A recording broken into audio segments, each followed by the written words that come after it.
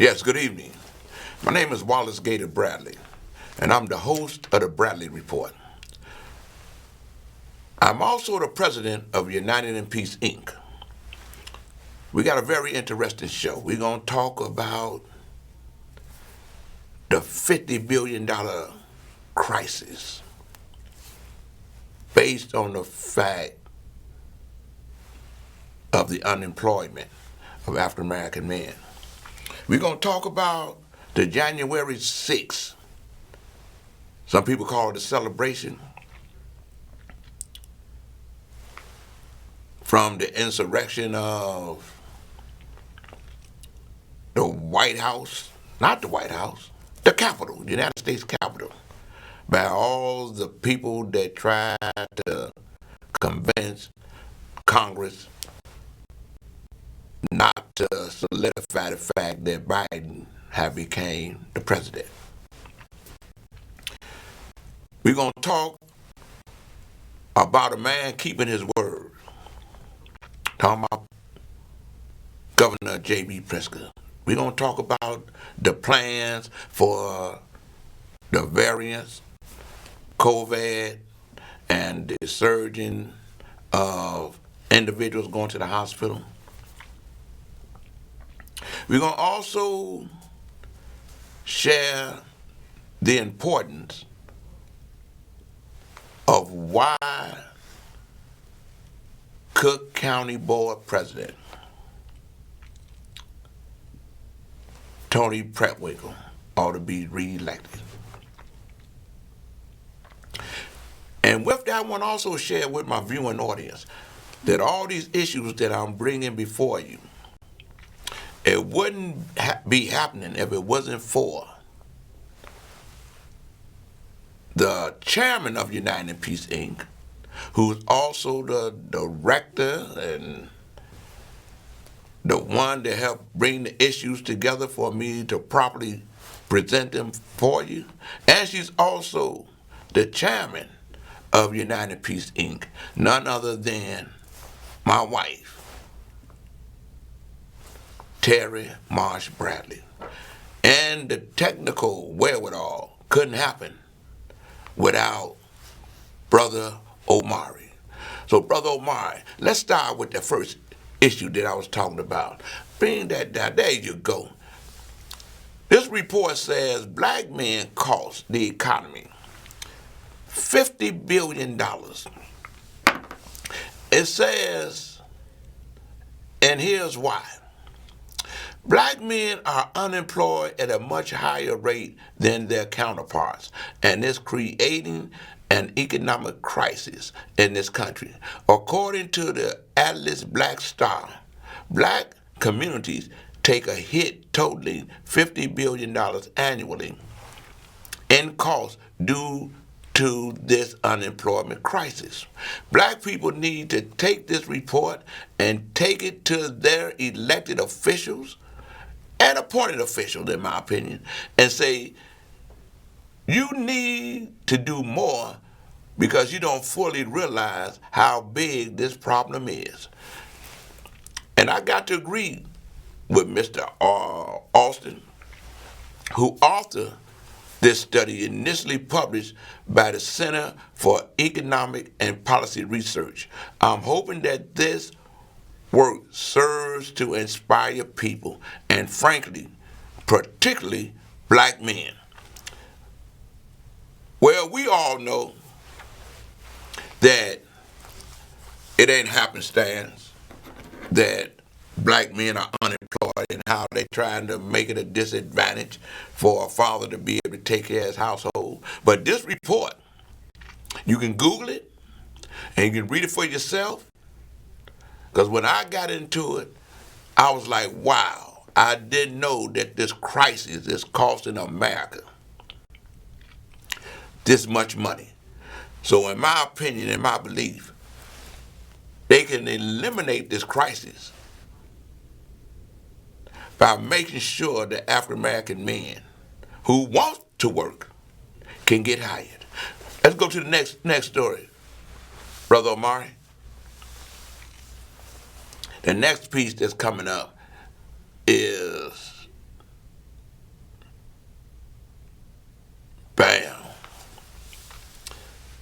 violence prevention. There was an op-ed that was in the Tribune, and it's my friend Arnie Duncan used to be over the Board of Education here, I believe, at one time. Then he ended up going to. As a matter of fact, hit that blue button. It'll explain it right there. Right there. Thank you.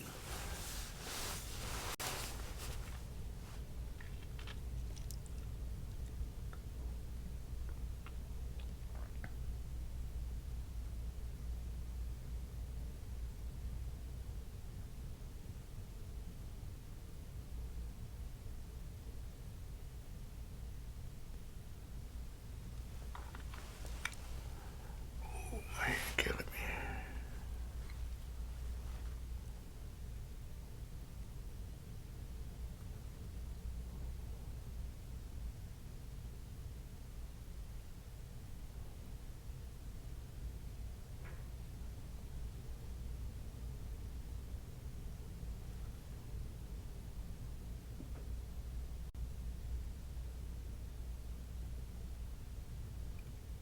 Nah, there's no audio. There's no audio? Okay. Well, anyway, what he's saying, after 2 terrible years, this is Arnie Duncan's op-ed page. He says, after 2 terrible years in which gun violence has taken the lives of nearly 1,000 people in Chicago and left thousands more wounded, he says, we are all emotionally drained. Well, you know, I did a show I think December the 8th, where I was saying they need someone who has the experience. Talking about me, okay? One of the things that he says, under these circumstances, he says they're emotionally drained. That includes the police, who are increasingly showing signs of work-related stress and trauma, and people all across Chicago who are increasingly fearful about going out at night or going downtown or coming downtown. It ain't just at night. It's in the afternoon, it's in the morning, it's everywhere. We feel like we in a terrorist situation because we being terrorized by these marauders, what they got to be called. I mean, they're criminals, and I'm speaking as a former criminal, okay?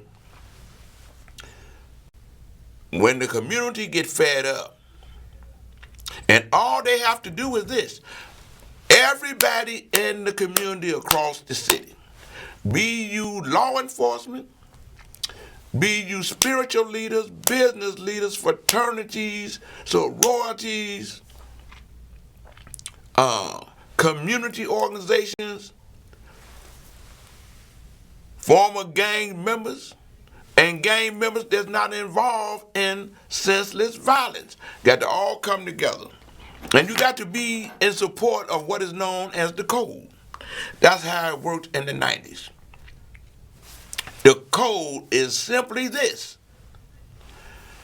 zero tolerance for senseless violence, shootings and killings, zero tolerance for the abuse and the rape of women and children, zero tolerance for the abuse and the robbery of senior citizens, especially like we witnessed on the news the other day, where these guys up north attacked this 69-year-old man. And when they showed how he kicked him and everything else, one could say, wow, do they have a mother or a father or a grandfather or a grandmother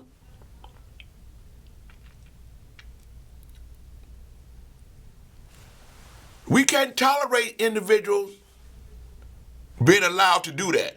And one thing for sure, everybody knows somebody that done that. I'm not speaking about no vigilante thing. I'm just saying a city got to come together, whether we like one another or not. Don't get mad at me. This the conversation that's being had in the city of Chicago and in the county of Cook. They are fed up. I'm just sharing with you what they saying to me and what they saying to others. They fed up. And when they fed up, those individuals that's preying on the citizens of the city of Chicago, it's an old saying, don't let the rabbit get the gun. I'm not saying get the gun to go kill nobody, none of that. I'm just saying it's an old saying. What it's saying, let me explain to you the Urban Translator. The hunters is going to get captured by the game. Everybody's saying that it's an economic problem now. It ain't just in Inglewood or in Austin. It's all across the city. It's downtown Sweeterville or whatever it is. It's everywhere. What Arnie Duncan was saying, that under these circumstances, it's natural to default to familiar answers, more police, larger sentencing, tougher laws. Well, that ain't doing it. They need to know that there's a consequence for their action where there's nowhere for them to hide. And I'm telling you, when that pressure is applied with law enforcement, with the leaders in the community, with the brother from behind the walls who have parents and children that are victims of the crime and mayhem, that individual know that there's nowhere to go.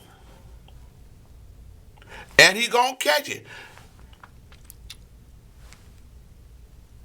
When I was committing crime and I got caught, I had to do the time.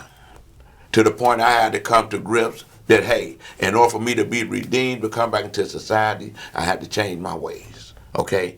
Those individuals need to know that too. Okay? And we're gonna move on because my time is running. Arnie, Duncan, I'm with you. I'm in full support of you. We're going to get together. We go talk. And, hey, everybody know that January 6th, I talked about it earlier, is upon us.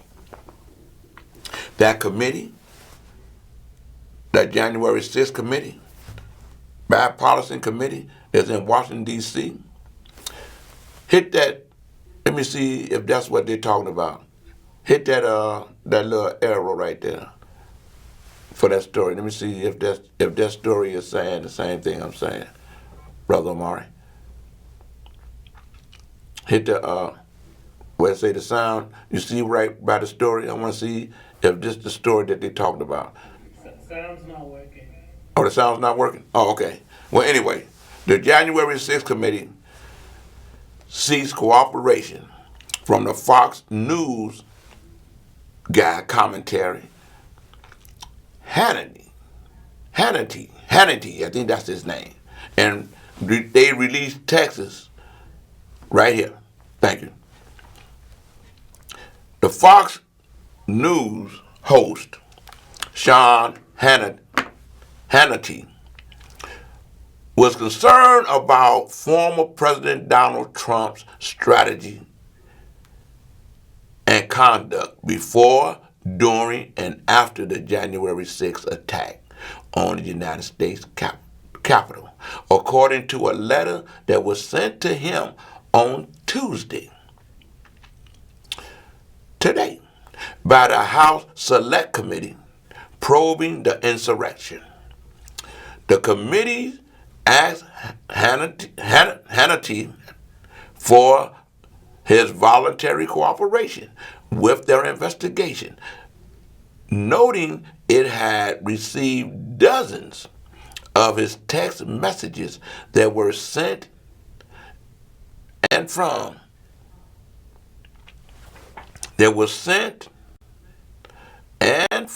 former Trump White House Chief of Staff Mark Meadows. I believe they're gonna hold him in contempt, Brother Mark Meadows. He gave all that information. He gave so much information, and then he made a decision that he wasn't going to work with the committee. Talking about Mark Meadows. But this information that he gave on the text that he sent that we're talking about, where the Fox news people who were so gun-ho behind Trump, they were even frightened behind what they witnessed, what Trump was doing, okay? So now that committee wants to talk with Mr. Sean Hannity, okay? That indicated that he had advanced knowledge regarding President Trump's and his legal team planning for January 6th. In the letter, the panel said it wants to speak with Hannity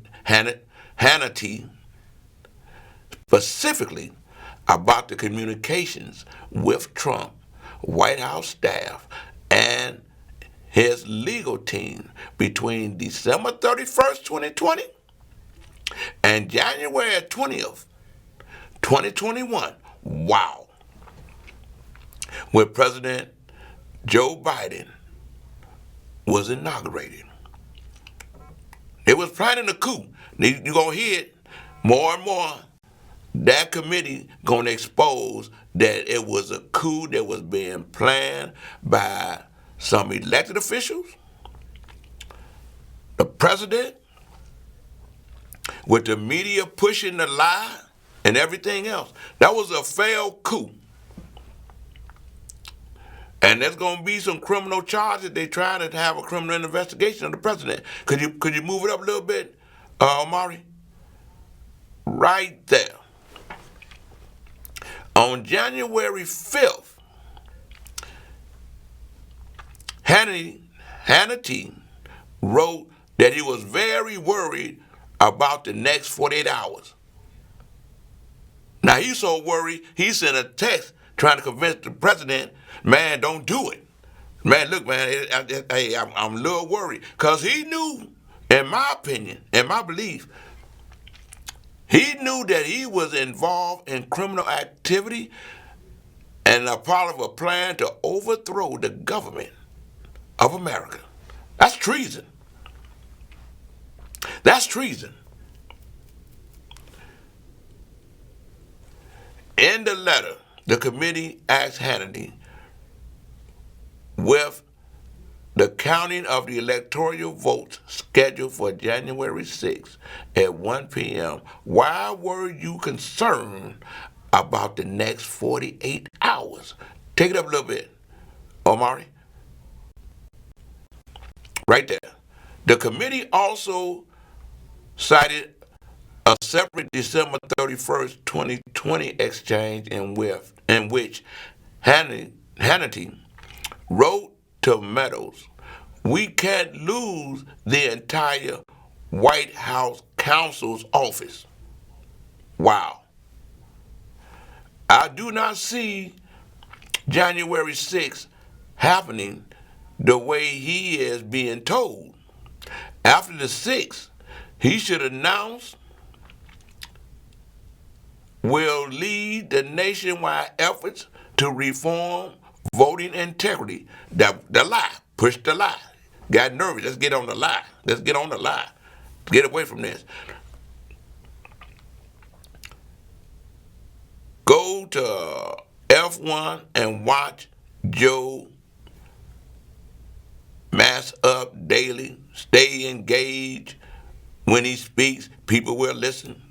This is what Hannity telling Meadows to tell the president. The committee said it appeared that Hannity had detailed knowledge regarding President Trump's state of mind and engaged with the former president numerous times.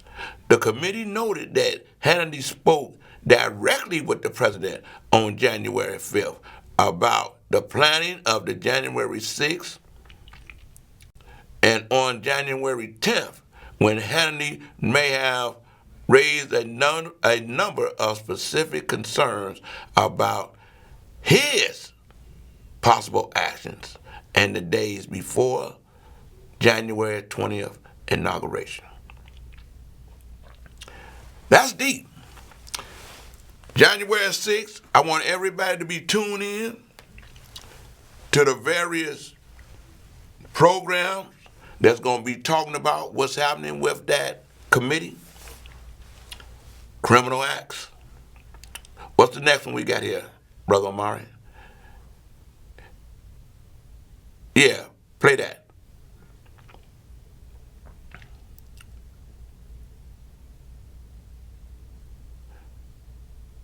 Start it from the beginning, Brother Omari. You know, they say a man's name is Audio problems. no sound? No sound. We got audio problems. Okay, wow. We're gonna get back to that. Well, anyway, it was a thing where wow, can't show that neither. So I can deal with the corona update. Okay, move that up. I may be able to read that. Let me see. I may be able to read something off of that. Okay. Yeah, hold it right there. The new COVID mitigations began in parts of the Chicago area requiring proof of vaccination for certain indoor spaces. Meanwhile, as Illinois continued to report its highest numbers of the coronavirus pandemic so far, Governor J.B. Pritzker addressed the recent surge in a press conference Monday.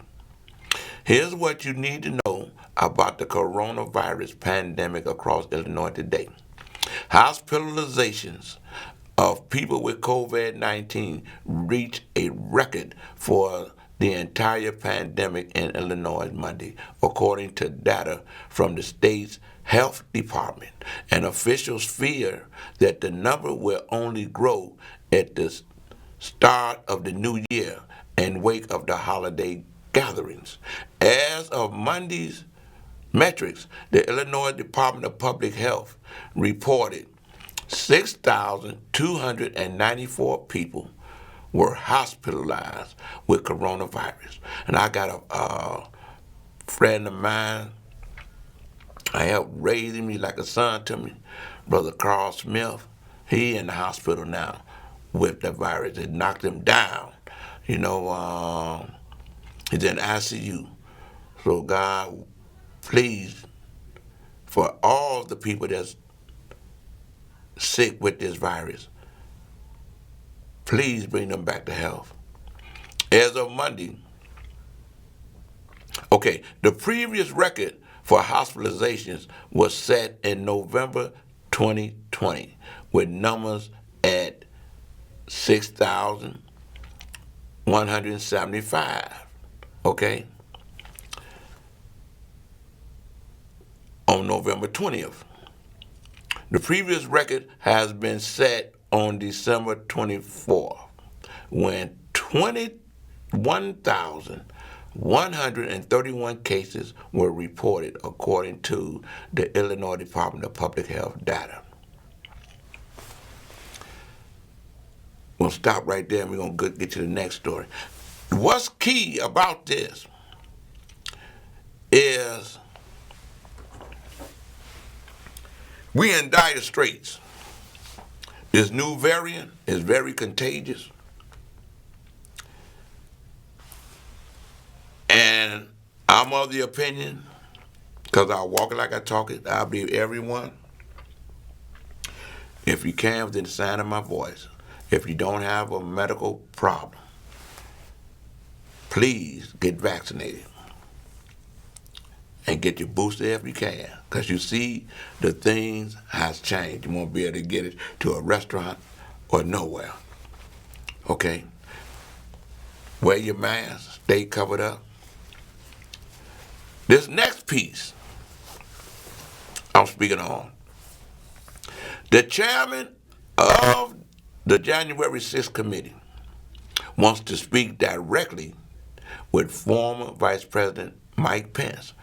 And you say, why you want to speak to Mike Pence? Well, y'all remember they was talking about let's hang the vice president. They wanted to hang the vice president when they attacked the Capitol. Okay, not only did 5 people get killed and over 100 police officers got injured, they wanted to kill Mike Pence. Could you take that up a little bit, Brother Omari? A little bit more. Right there. Representative Bernie Thompson, the chairman of the Select Committee investigating the January 6th insurrection, wants to hear directly from then Vice President Mike Pence, who certified the 2020 presidential election, despite an extensive pressure campaign led by then President Donald Trump, who was his president, that put the pressure on the vice president to try to tell him to break the law and don't certify the votes. Thompson, a Mississippi Democrat, wants Pence to voluntarily speak with the panel about what he witnessed on January 6th and the conversations he was privy to in the days leading up to it, which could provide extensive insight to the panel's investigation. This is what Thompson says. I would hope that he would do the right thing and come forward and voluntarily talk to the committee. Thompson told CNN in an interview today. A spokesperson for Pence declined to comment on Thompson's remarks. Thompson added that the panel has not officially asked Pence to speak with them, but did not rule out making that ask in the future. We have not formally asked, but if he offered, we would gladly accept.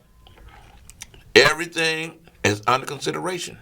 Thompson made note that Pence's decision to disregard the pressure campaign he was under put him at extreme risk from the rioters on January 6th. His life was at risk, Thompson said. There were people who had gallows erected on the lawn of the Capitol. They wanted to hang the vice president. There were people on there threatening the life of the vice president. The vice president could not leave the Capitol of the United States because of the riot. He was sequestered in the area in the Capitol. So his life was in danger. Could you go up a little bit more, Brother Omari? Right there. Right there. Thompson also raised how threats to Pence's life did not seem to motivate Trump, who was the president, and Pence was his vice president. It didn't seem to motivate Trump to act, further calling into question why Trump took so long to respond to the riot. I think it's important that the public needs to know that the number two person in the government, number two person, if President Trump gets sick, the power of the presidency goes to the vice president. We just witnessed that when President Biden had to go to the hospital, I think, for a checkup or for a procedure. The power of the presidency of the United States went to the vice president, who happened to be a woman, an African-American woman. They end up with the power of the presidency, which is Ms. Harris, Vice President Harris. Let's get back to this here. And for our president at that time to take 187 minutes to say to the rioters, you need to stop and go home because my vice president is in the building and his life is in danger, is an absolute shame. You know, I'm saying this and everybody witnessed what happened January 6th of last year. And here we are celebrating what transpired. You got people that's glorifying it. You got people that has been found guilty and on their way to jail. You got, they saying that possibly over 100 elected people in Congress that was a part of this insurrection. Some of the congressmen were in the planning of it, trying to cover it up, especially that Representative Jordan and Gosar. And the committee got all this evidence, and they're going to have a public hearing so the public can see exactly what happened and the crimes that they violated against this government. Trying to create the overthrow of this government, led by the individual who was the president. And we seeing where the Republicans are being quiet, like did nothing happen. Their lives was in danger. They was crying too. They was in fear of their lives too. Okay, I got to wrap this up. I want to say January 6th, everybody be tuning into your TV for you to see what's happening. There's a lot that's going to happen. And with that, I want to say, to God be the glory. This is my story. Get vaccinated. Wear your mask. Because you're going to have to carry your ID, not just your state ID, but a shot card to show that you vaccinated. I want to say, to God be the glory. That's my story.